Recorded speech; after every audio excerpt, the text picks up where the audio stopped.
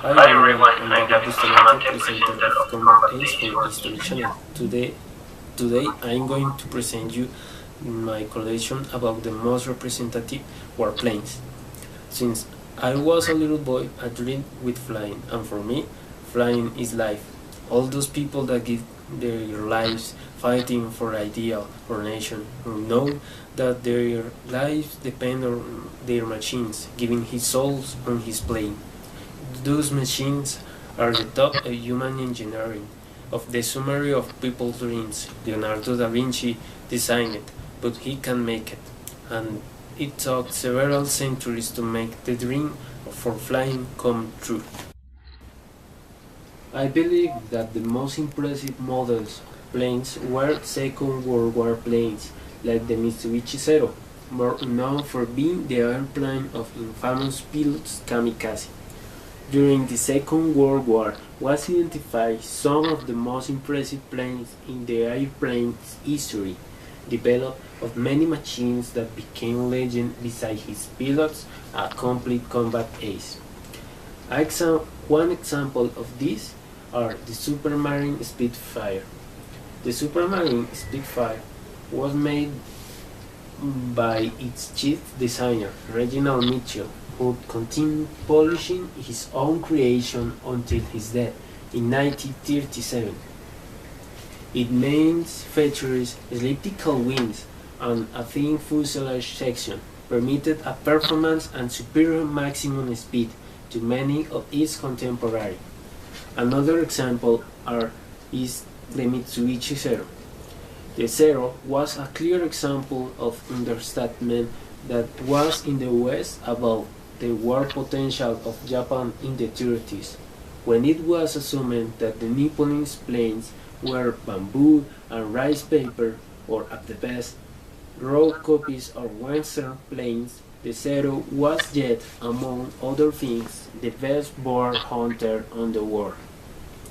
For last, the Stuka U-87. The Stuka was not seen coming, it's here. Was due to its high-speed dive, nearly 600 kilometers per hour, and their strident howl of sirens below their pilots and which terrified the enemy. Another kind of my favorite planes are the supersonic planes, a totally new generation that use all the best that the technology can give to create the most faster vehicle on the surface of the world. After the World War end, with the establishment of Iron Curtain that separate the world in two politics currents, the socialism and the capitalism, arms were to possibly develop of new planes with a performance superior of anyone created before. The most remarkable was developed by the Special Technology American. There are first, my favorite personally, the F-14.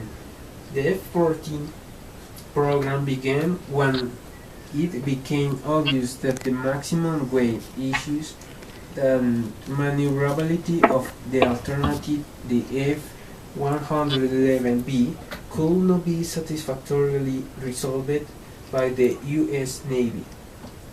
This had the mission to replace the venerable F-4 Phantom II. Another one was the Aerofighter Typhoon, equipped with two twin engines. It is one of the first supersonic fighter jets without using the afterburner. Takes different weapons and settings. The operational ceiling comes close to 20 kilometers. For last, the McDonnell Douglas Harrier II. Different versions of the Harrier II manufactured are used by several countries members of OTAN, including UK, Spain, Italy, and the US. This same variant was used in operations like the Desert Storm and Kosovo, as well as in Somalia and Bosnia. Finally, I'm going to speak about the spy planes, with a capacity, technology, and design most powerful than any other plane done before.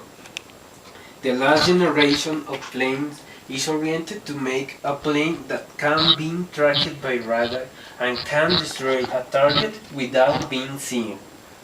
Between the most polemic of these planes are the Blackbird. At the height of the Cold War, the Blackbird was manufactured with titanium imported from the Soviet Union. Its main objective, designed to replace the spy plane U-2. It had, like this, the unique mission of revealing details of land surface, but a lot faster. The last one is the Night Hawk. Its first operational mission in Panama in the end of 80s, and then in the Gulf War, operating under Desert Storm mission. Paul as Hunter, assuming his role as super specialist plane, precise attacks wrong targets, and then it became clear that it was impossible to retrofit its original role. Well, it was just a small look at the world of warplanes. I would like to show you my entire collection, but it will be in another moment. This is a topic very interesting, isn't it? Thank you very much for your attention today.